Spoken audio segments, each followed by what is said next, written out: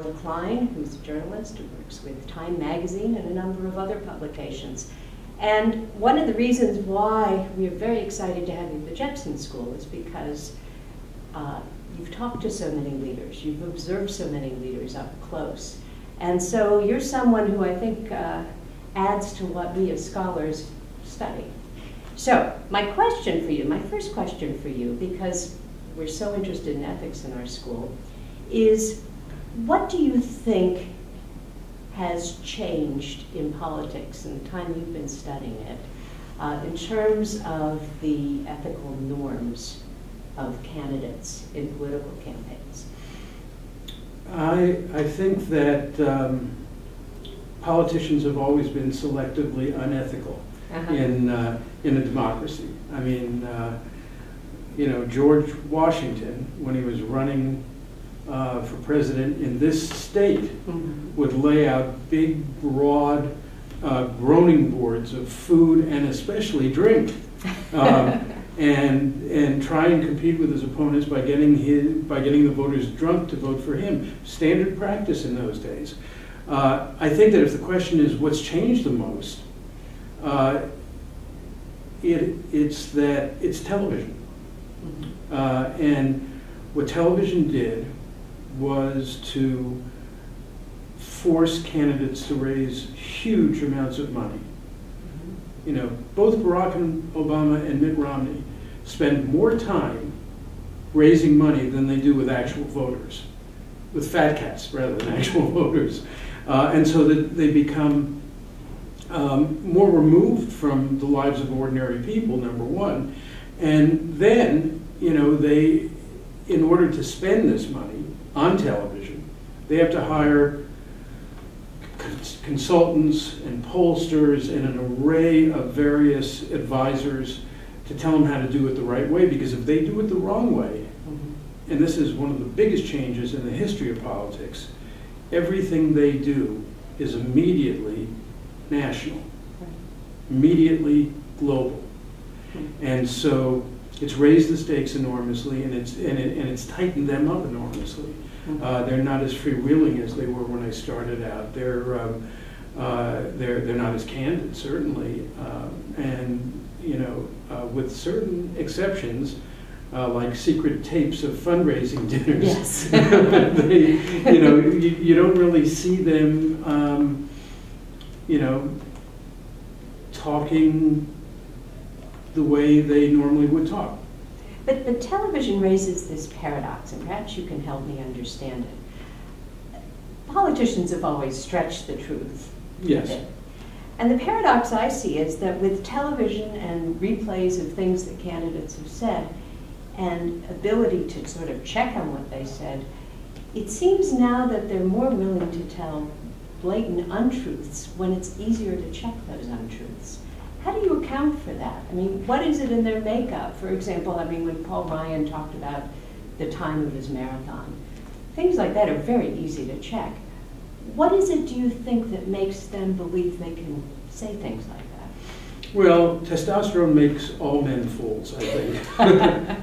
but aside from that, in a larger sense, we've had, during the same years that television has come on, we've had a decline in citizenship. People just don't pay as much attention as they used to. When you move from the evening newspaper, which was how most laborers got their news, they'd come home 3:30 in the afternoon, the evening paper would be sitting there, and then they'd spend the next hour or so reading it. You know, there's the expectation of truth with television. Right. Right? You know, you don't think that guy wouldn't just lie to me in the face. They expect there has to be some kind of rigor to the process, and it turns out, as we've seen, not as much as we thought. Now, I don't know if that stuff is rewarded. I don't know if, you know, I think that Paul Ryan is going to have to live with his phony marathon time for the rest of his career. And Mitt Romney is going to have to live with the fact that he said, you know, 47% of the American people are freeloaders. But I do think that historically, the slinging of whoppers has declined markedly since television. It's just amazing that they still do it. Well, that's what I find incredible, and I think your answer touches on an important point, and that is, what do politicians think about the populace? What do they think about voters? Is that what's really changed? I mean, we have all of this information, and yet they act as if we are uninformed and amnesiac. They think that voters have the institutional memory of gnats. And that voters do not have the patience for the details of policy. If you ask Barack Obama about what he did wrong the last 4 years, he will say, and he has said publicly, that it was trusting that the policy, that getting the policy right would lead the politics. And he's been very frustrated by the fact that even though the American people agree with him by 60-40 on raising some tax rates, and agree with him by 60-40 on a balanced plan for deficit reduction and on other issues, that he can't get them to push the Congress to act on these things. His jobs bill, which is about a year old now and dead, which economists said would boost GDP by 1.5%, that just died, even though it included an awful lot of provisions that Republicans had supported in the past. So I think that politicians hold the public, unfortunately, in minimal high regard. Let me switch gears with you a bit, because over the years you've interviewed so many heads of state, and I was wondering, is there anyone that you spent time with and did an extensive interview with that stands out because of either worrisome qualities or extraordinary qualities, or both? Well, there have been a couple that have had extraordinary qualities. I've known 6 presidents, and several of those had extraordinary qualities. But I have to tell you an Ahmadinejad story. I interviewed Mahmoud Ahmadinejad in New York 2 years ago. And I've been to Iraq twice. I was there for their last elections. And so I asked him the following question. I told him I was in Tehran, at Tehran University, for Friday prayers in December of 2011, when Ayatollah Rafsanjani announced that there was a need for an Islamic bomb, nuclear weapon, to counter the Israeli nuclear arsenal. I said, do you agree with him? And Ahmadinejad looked at me and he said, Rafsanjani never said that. And I said, but wait a minute, I was using one of your official translators, and this made global news. It was news all over the world. And he had these 3 guys, his 3 aides, who were sitting next to him, passing him little notes as we spoke. and I said, I saw this happen. And he said, well, you're in a room full of Iranians now, and none of us saw it happen. And the other 3 guys are kind of looking at the ceiling and at the door, which I thought was kind of extraordinary. It was the most flagrant rejection of reality that I'd ever experienced with a foreign leader. So you didn't think he was lying to you? You just thought he was just... I knew he was lying to me. You knew he was lying. Yeah. But his willingness to go up against a fact that is common knowledge among people who follow these issues, and a person, me, who was actually there when it happened, it was just stunning. That's extraordinary. But also, I mean, it's very funny when you see that they also live in our world. There was a point in 1996 when Bibi Netanyahu was running for president. And I've known Netanyahu for about 30 years now, since he was in New York at the UN. And we've had an up and down relationship. Right now, pretty down. But in '96, I was traveling around with him through the slums of Tel Aviv, and then we went down south to Beersheba. And my anonymous novel, Primary Colors, was pretty big at that point. and my identity was unknown. And I go to this press conference, and it's all Israeli reporters except me. And Netanyahu yells out, "Hey, Klein!" Pointing to me. I'm in the back of the room. He says, "You wrote that book, didn't you?"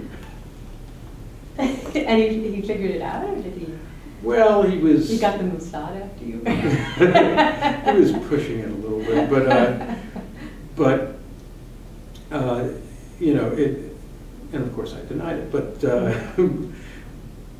those kind of moments are you know, it's always good when you find out that these people actually are human beings as well. Yeah, I would imagine so. And tell me a bit about Assad. I was fascinated by your interview with him. Well, I interviewed Assad in 2006. We spent 2 hours together, 1 hour on the record, the other hour off the record.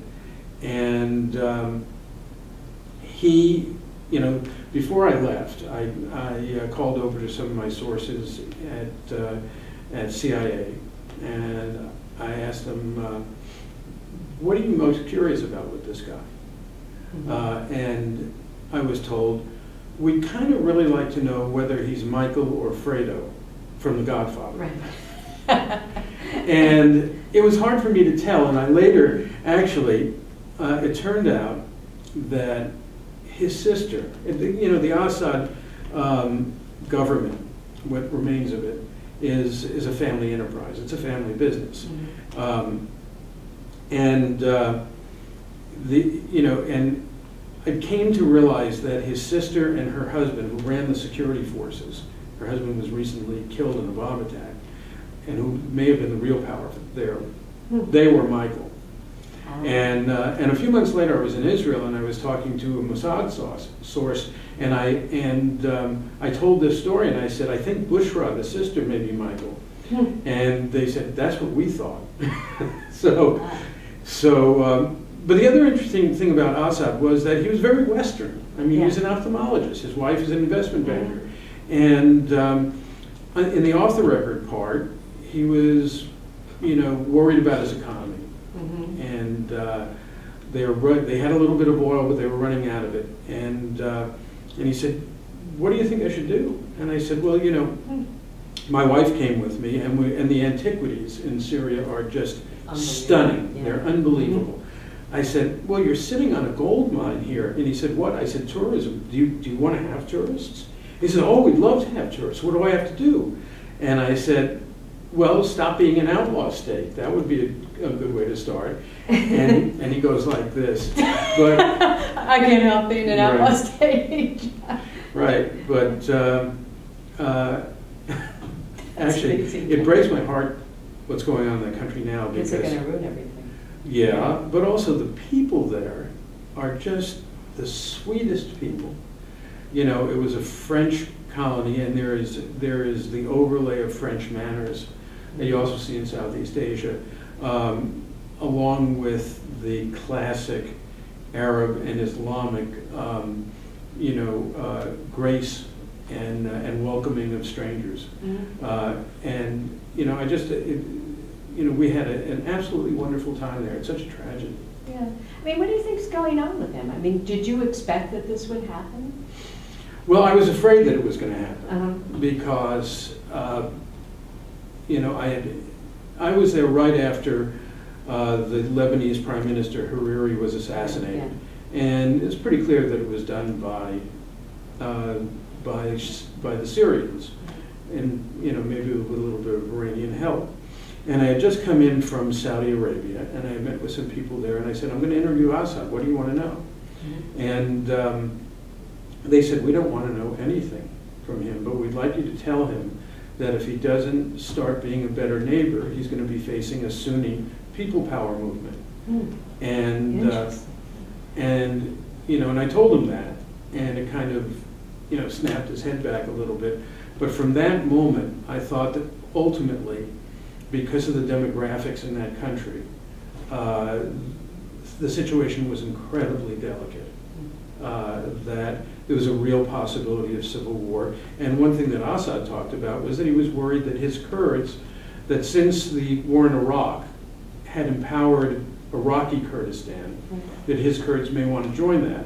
And I think that what we may see over the next generation is that a lot of those straight line borders that were drawn by Europeans after World War I are going to be demolished by the people who actually live in these non-countries, and real countries like Kurdistan will rise.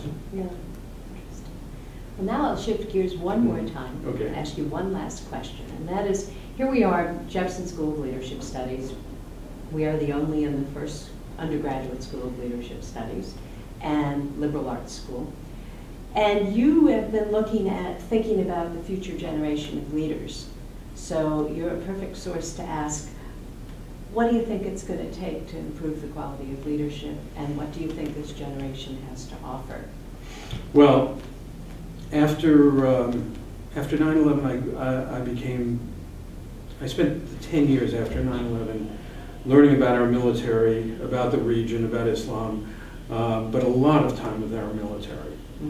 And one thing that I noticed about my generation, our generation, baby boom generation, is that we haven't been really good at public leadership, and our parents were. And the one thing that the biggest difference between our parents and our generation is the experience of service and sacrifice. And so as I watched these soldiers who have been trained to lead, I mean, if you ask David Petraeus what his proudest accomplishment in uniform was, he won't say tamping down Iraq. He will say changing the training of the United States Army to train soldiers to be more entrepreneurial, more creative, to be able to make moral decisions on the basis of incomplete information under pressure. And so when I went out and embedded with these kids, I would see them in these towns in Iraq and Afghanistan providing governance. They had money for public works projects. They sent their soldiers out with interpreters to ask the local people what they wanted and what they wanted to have done, how they wanted the money spent. And then they would lobby the local shura, the town council, who often had a completely different agenda, to get these things done.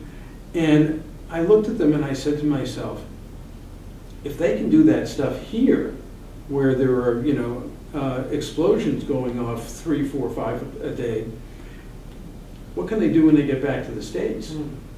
And you hear a lot of terrible stuff about this generation of soldiers, and there are some real problems, psychological problems, traumatic brain injury problems, but also they're coming back with a skill set that is absolutely built for public leadership.